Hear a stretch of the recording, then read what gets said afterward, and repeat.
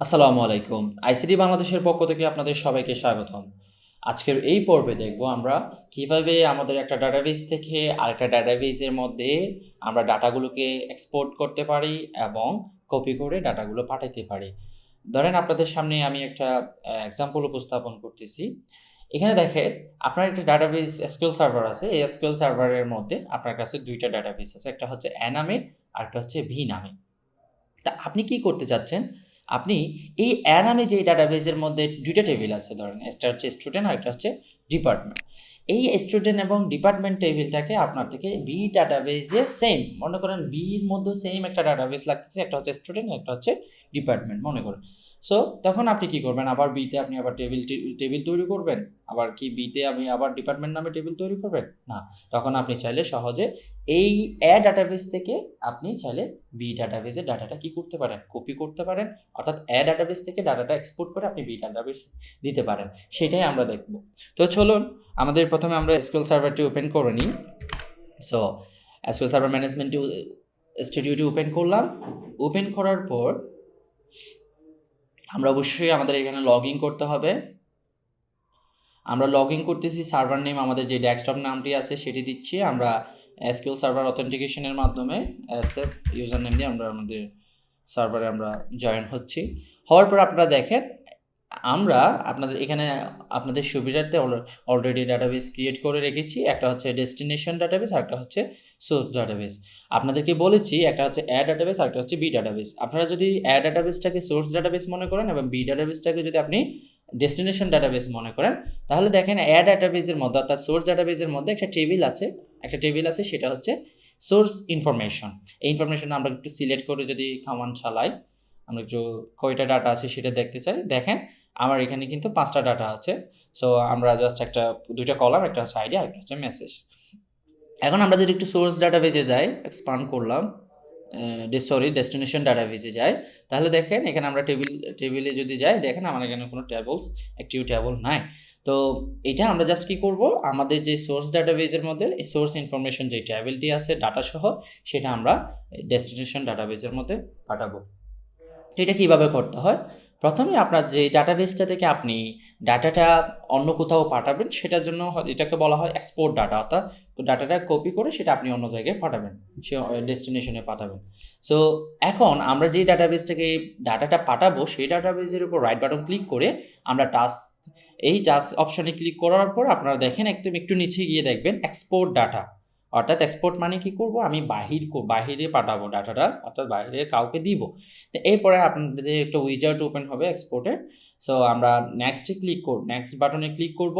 Click করার পর এখানে আপনাদের দেখেন সোর্স ডাটা সোর্সটা হচ্ছে আপনি কোন ডাটাবেস থেকে কোন সার্ভার থেকে, অর্থাৎ কোন সার্ভার থেকে কোন ডাটাবেস থেকে আপনি পাঠাতে চাচ্ছেন সেই সার্ভারটাকে আপনাকে এখানে উল্লেখ করে দিতে হবে। যেহেতু আমরা লোকালি করতেছি, যেহেতু আমাদের লোকাল সার্ভার, সেজন্য আমরা এখান থেকে Microsoft OLEDV provider for SQL server এখানে আপনি ক্লিক করার পর দেখেন আপনার যে সার্ভার নেমটি আছে অটোমেটিকলি সেটা এখানে শো করতেছে। যদি আরও কিছু সার্ভার থাকে তাহলে এটা আপনি এই অর্থাৎ আর দুইটা আপনি তো চাইলে ব্যবহার করতে পারেন, 2-3টা সার্ভার কিন্তু ব্যবহার করতে পারেন এই আপনার একটা কম্পিউটারের মধ্যে। তো এখন যেহেতু আমার একটাই আছে, সেটা একটা দেখাবে। এখানে একটু এই উইজার্ডের মধ্যে যদি আপনি অর্থাৎ ডাটা যদি কপি করেন, ডাটা এক্সপোর্ট করেন, তখন এটা একটু স্লো করবে, আপনাদের একটু ধৈর্য ধরতে হবে। এখনও স্লো করতেছে। সো ওকে, একটু ওয়েট করেন। এখন আমরা আমাদের যে এই সার্ভার নেমটি আছে সেটা অটোমেটিকলি এখানে দেখাচ্ছে। এরপর আমরা চাইলে অথেন্টিকেশন কীভাবে উইন্ডোজ অথেন্টিকেশনের মাধ্যমেও করতে পারি। আমরা SQL সার্ভারের মাধ্যমে আপনাদেরকে দেখাচ্ছি। আপনারা চাইলে উইন্ডোজ অথেন্টিকেশনের মাধ্যমে করতে পারেন। আমাদের SQL সার্ভার অ্যাসে দিচ্ছি, তারপর আমাদের পাসওয়ার্ডটা দিয়ে দিচ্ছি। দেওয়ার পর দেখেন এখানে কোন ডাটাবেস থেকে আপনি ডাটাটা এক্সপোর্ট করবেন সেটা আপনার থেকে বলে দিতে হবে। যেহেতু আমরা সোর্স ডাটাবেসের উপর রাইট বাটন ক্লিক করছি, সেজন্য আমাকে এখানে অটোমেটিক সোর্স ডাটাবেস দেখাচ্ছে। আপনারা চাইলে এখানে ক্লিক করে আপনার অন্য ডাটাবেসে সিলেক্ট করে দিতে পারেন। যেহেতু আমি ক্লিক করতে পারতাম, কারণ একটু স্লো করবে, সেজন্য একটু সময় নেবে, এই জন্য আমি ক্লিক করতেছি না। এরপরে নেক্সট বাটনে ক্লিক করার পর এরপরে সোর্স এ ডেস্টিনেশন, আপনি সোর্সটা বলে দিলেন, এখন আপনার থেকে ডেস্টিনেশনটা বলতে হবে। এখন আপনি কোন ডাটাবেজে অর্থাৎ কোন সার্ভারের মধ্যে আপনি কোন ডাটাবেজের মধ্যে আপনি ডাটাটা পার্টে এক্সপোর্ট করতে চাচ্ছেন, কপি করতে চাচ্ছেন, সেটা আপনার থেকে এখানে বলে দিতে হবে। সেম আমরা এখানে এই ড্রপডাউনে ক্লিক করব, বাটনে ক্লিক করব, ক্লিক করার পর আমরা এখান থেকে, যেহেতু আমাদের এটা লোকাল, সেজন্য আমরা এখান থেকে Microsoft ওএলই DB provider SQL server, এখানে আমরা যেহেতু আমাদের যেই সার্ভারটি অর্থাৎ একটা সার্ভারের মধ্যেই কিন্তু আমরা এক ডাটাবেস থেকে অন্য ডাটাবেসে ডাটাটা ট্রান্সফার করতেছি, সেজন্য আমরা ডট দিয়ে দিতে পারি, অথবা আমাদের যে ডেস্কটপ নামটি আছে সেটিও দিয়ে দিতে পারি, অথবা আমরা চাইলে এখানে লোকাল বলে দিতে পারি। লোকাল দেওয়ার পরে সেম উইন্ডোজ অথেন্টিকেশন মোডেও রাখতে পারেন, ইউজ SQL সার্ভার অথেন্টিকেশনের মধ্যেও আপনি দিতে পারেন। আমরা এসে দিচ্ছি, আমাদের পাসওয়ার্ডটা দিয়ে দিচ্ছি, সরি, ওকে।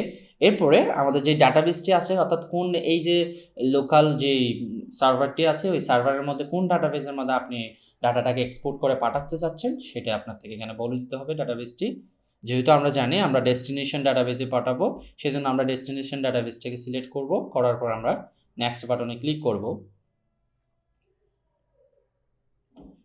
এরপর আপনারা দেখেন specify table copy or query, আপনি চাইলে copy data from one or more tables or views, আপনি চাইলে ডাটা টেবিল কপি করতে পারেন একের অধিক, তারপর পাশাপাশি আপনি ভিউ কপি করতে পারেন, অথবা আপনি চাইলে নিজস্ব right query specify the data to transfer, আপনি চাইলে এখানে কোয়েরি রাইট করা অর্থাৎ কমান্ডের মাধ্যমে আপনি এসকিউএল এর যে কোয়েরিগুলো আছে সেই কোয়েরির মাধ্যমেই কিন্তু আপনি কোনো ডাটাটা কপি করতে পারেন। আমরা কপি ডাটাই দিচ্ছি, প্রথমটাই দিচ্ছি, এখানে এটাতে ঠিক বাই ডিফল্ট এটাতেই থাকবে। সো আমরা জাস্ট এটা একটু বলে দিয়েছি কীভাবে কোয়েরিটা চালিয়েও আপনি কিন্তু ডাটাটা কপি করতে পারেন।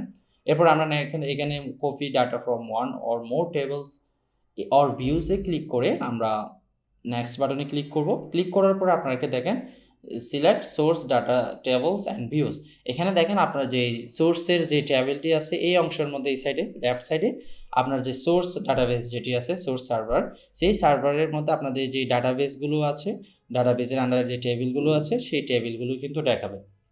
এরপরে আপনার যে এখানে যেহেতু আপনি ডাটাগুলো পাঠাবেন, এটা হচ্ছে আপনার ডেস্টিনেশন আর এটা হচ্ছে আপনার সোর্স, এখানে দেখেন আপনি পাঠাচ্ছেন কাকে, টেবিলকে, জাস্ট শুধুমাত্র একটা টেবিল আছে আমার কাছে, আপনারা চাইলে মাল্টিপল টেবিল যদি আপনার কাছে থাকে আপনার ডাটাবেসে, তখন আপনার মাল্টিপল টেবিলগুলো এখানে লিস্ট আকারে শো হবে, ভিউগুলো শো হবে, আপনারা জাস্ট সিলেক্ট করে দিয়ে সেটা ডেস্টিনেশনের জন্য এক্সপোর্ট করার জন্য আপনারা সুবিধা দিয়ে দিবেন। এরপরে আমরা যেহেতু একটা টেবিল আছে আমরা ক্লিক করলাম, এই যে ক্লিক করলাম, এরপরে আমরা প্রিভিউ দেখতে পারি, অর্থাৎ আমাদের যে ডাটাগুলো আছে আমার যে সোর্সের মধ্যে সেই সোর্সের যদি ডাটাগুলো দেখি প্রিভিউটা দেখতে পারতেছেন। এরপর আমরা কি করব, নেক্সট করব। নেক্সট করার পর আমরা রান ইমিডিয়েটলিতে টিকমার্ক রেখে যেরকম আসলে সেরকম রাখবো, রাখার পরে আমরা নেক্সটে দিব। নেক্সটে দেওয়ার পর আমাদের প্রায় শেষ পর্যায়ে চলে এসেছে। এরপর আমরা ফিনিশ বাটন দিতে ক্লিক করে আমাদের যে পারফর্মিং অপারেশনটা আছে সেটি সময় নিয়ে আপনার অপারেশনটি সম্পূর্ণ হবে। আপনারা তিনটা আছে এই যে দেখেন আপনাদেরকে সাকসেস দেখাচ্ছে। তার মানে আমরা যদি এখন ডাটাবেস আমার সার্ভারটাকে একটু রিফ্রেশ করার পর দেখেন আমরা যদি ডেস্টিনেশন ডাটাবেসে যাই, টেবলসে যাই, দেখেন সোর্স ইনফরমেশনের যে টেবিলটি আছে আমাদের যে সোর্স ডাটাবেসের মধ্যে যে টেবিলটি ছিল সেই ডাটাবেসটি কিন্তু আমরা এখন দেখতে পাচ্ছি ডেস্টিনেশন ডাটাবেসের মধ্যে। আমরা রাইট বাটন ক্লিক করে সিলেক্ট করে চালাই, দেখেন ঠিক সেম যে ডাটাগুলো আমাদের সোর্স ডাটাবেসে ছিল, অর্থাৎ সোর্স ডাটাবেসের মধ্যে সোর্স ইনফরমেশন টেবিলে ছিল সবগুলো কিন্তু আমরা আমাদের ডেস্টিনেশন ডাটাবেসের টেবিলের মধ্যে পাচ্ছি। এটাই হচ্ছে ডাটাবেস কপি করা অর্থাৎ এক্সপোর্ট করা।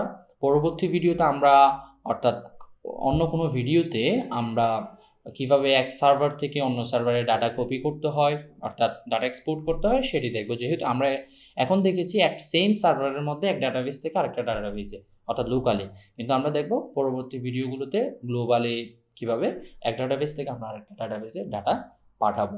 তো সবাইকে ধন্যবাদ আমার সাথে থাকার জন্য। পরবর্তী ভিডিওটি দেখার জন্য সবার কাছে অনুরোধ করা হচ্ছে। আল্লাহ হাফেজ।